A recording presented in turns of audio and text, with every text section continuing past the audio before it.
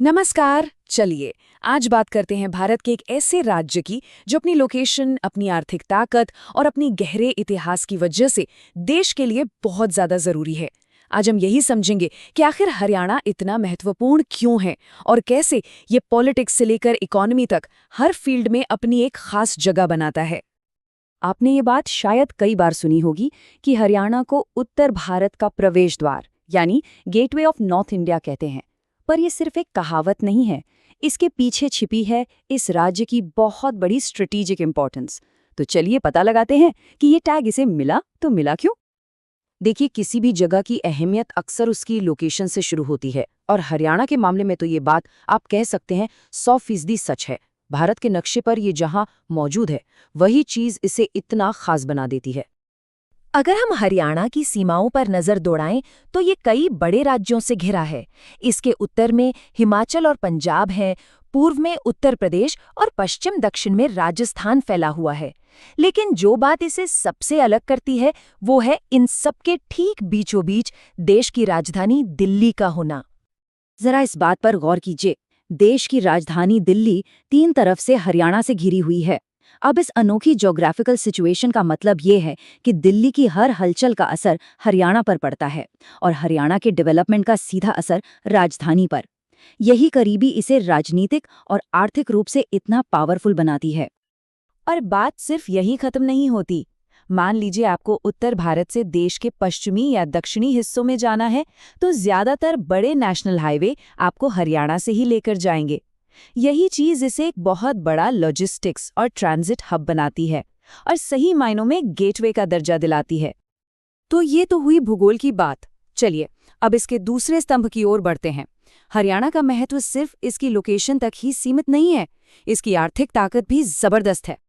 जब देश का पेट भरने की बात आती है तो हरियाणा का नाम सबसे आगे रहता है। इसे यूं ही भारत का अन्न भंडार या फूड बोल ऑफ इंडिया नहीं कहा जाता। गेहूं और धान के बम्पर उत्पादन के साथ ये राज्य सचमुच देश की खाद्य सुरक्षा की रीढ़ है। लेकिन रुकिए, कहानी सिर्फ खेतों तक ही सीमित नहीं है। हरियाणा की असली आर्थिक ताकत इसकी डाइवर्सिटी में है। ये एग्रीकल्चर के साथ साथ इंडस्ट्री, एजुकेशन और यहाँ तक कि डिफेंस सेक्टर में भी देश के लीडिंग राज्यों में से एक है। और इस आर्थिक ताकत का सबूत हमें आंकड़ों में भी साफ साफ दिखता है।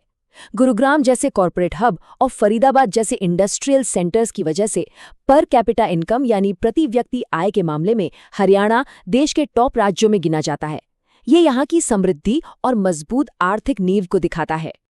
अच्छा, भूगोल हो गया, अर्थव्यवस्था हो गई। अब बात करते हैं उस तीसरे और बेहद दिलचस्प पिलर की जिस पर आज का हरियाणा खड़ा है, और वो है इसकी गहरी ऐतिहासिक जड़ें। इसका इतिहास बहुत पुराना और शानदार रहा है। सोचिए, हरियाणा की धरती ने भारत का इतिहास बनते हुए देखा है। ये वैदिक सभ्यता का केंद्र रही। यहीं कुरुक्षेत्र की भूमि पर महाभारत का धर्मयुद्ध लड़ा गया और इसी जमीन पर पानीपत की वो 3 बड़ी लड़ाइयां हुईं जिन्होंने पूरे हिंदुस्तान का भविष्य तय कर दिया।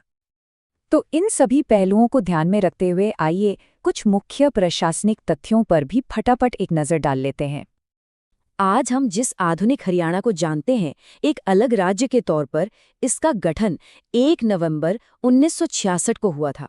ये वो तारीख है जब पंजाब से अलग होकर हरियाणा ने अपनी एक नई पहचान बनाई। और उस दिन से लेके आज तक ये राज्य लगातार विकसित हुआ है। प्रशासनिक रूप से देखें तो आज ये कुल 22 जिलों में बटा हुआ है और हर जिले का अपना एक अलग महत्व है।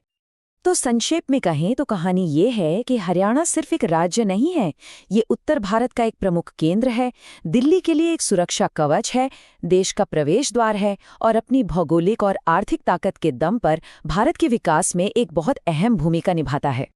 तो अंत में एक सवाल के साथ इसे छोड़ जाते हैं कि ये सोचना कितना दिलचस्प है ना कि किसी भी जगह की किस्मत को बनाने में उसका भूगोल, उसकी अर्थव्यवस्था और उसका इतिहास, ये तीनों मिलकर कैसे एक दूसरे पर असर डालते हैं। हरियाणा इसका एक बेहतरीन उदाहरण है।